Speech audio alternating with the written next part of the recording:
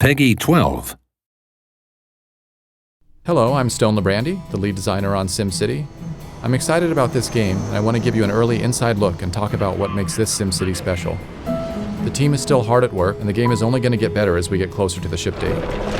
SimCity is a game about endless choices. Ultimately, you can do whatever you want.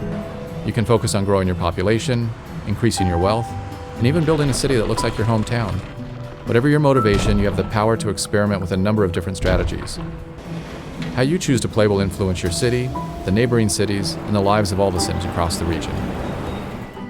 When you start a new game, you can pick any location in the region. One of the new ways to play SimCity is to specialize with a big business and give your city a unique role.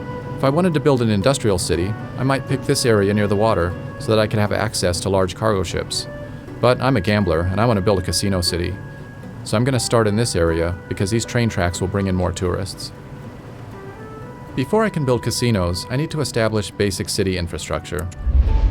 The first step is to connect to the outside world. This is how construction trucks, moving vans, and tourists will enter my city. There are many different road sizes to choose from.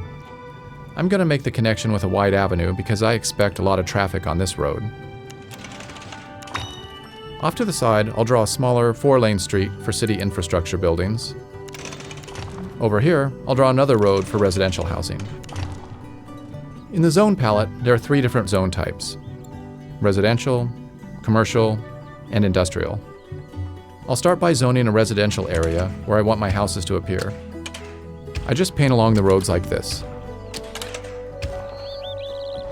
The surveyors will prepare the lots and get everything ready for the construction trucks. The workmen arrive and start building houses. To speed things up, I'll be skipping ahead in time throughout the video. Here come my new Sims. Getting them into my town is easy. The trick is getting them to stay.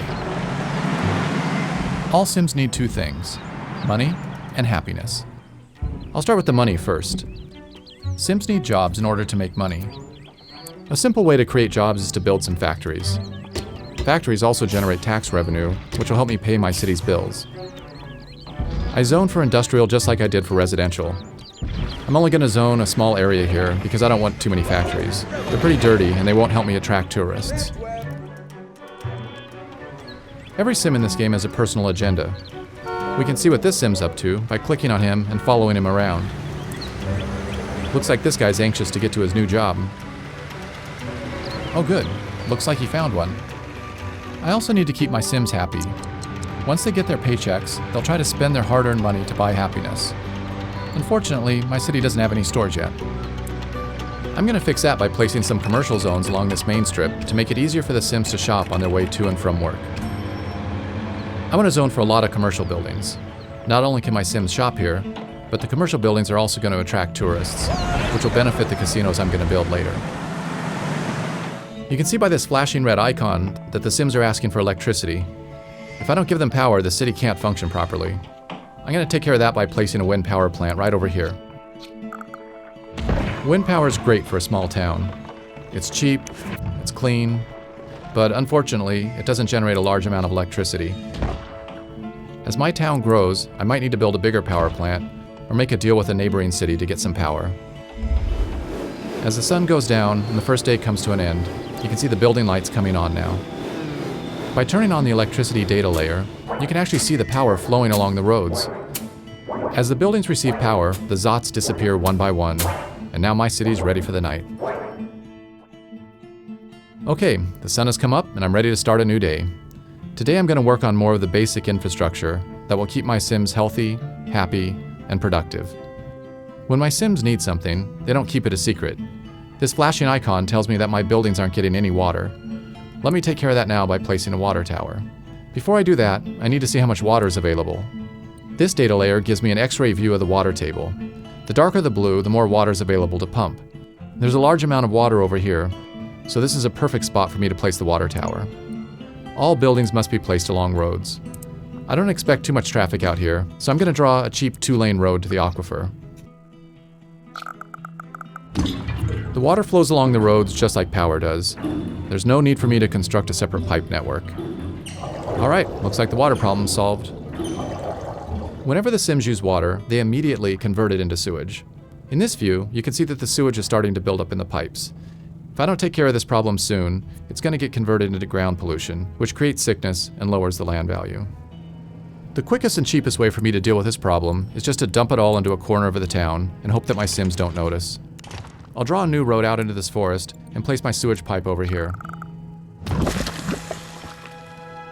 Problem solved.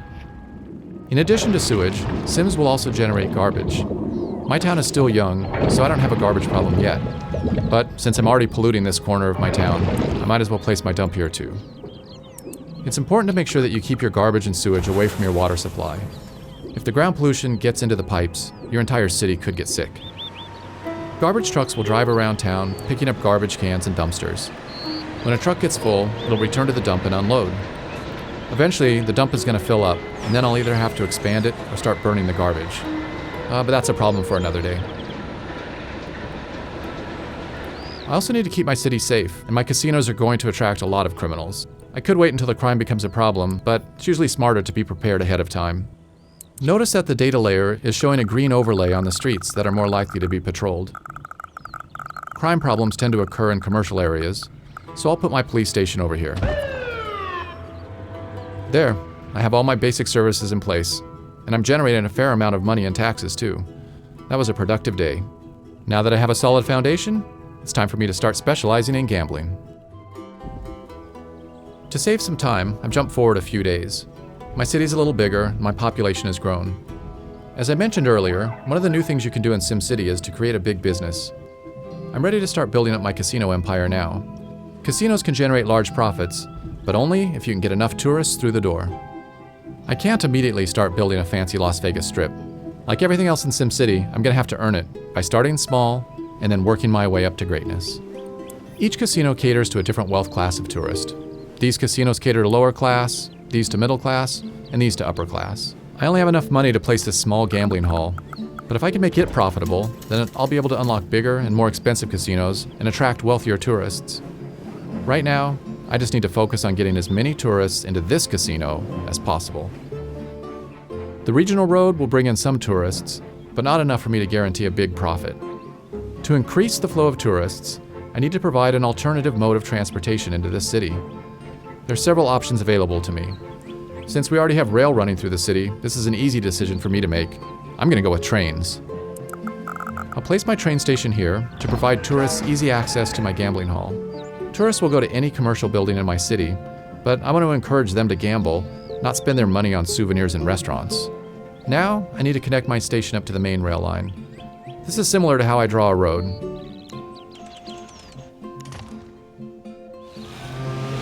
And here comes my first trainload of tourists now.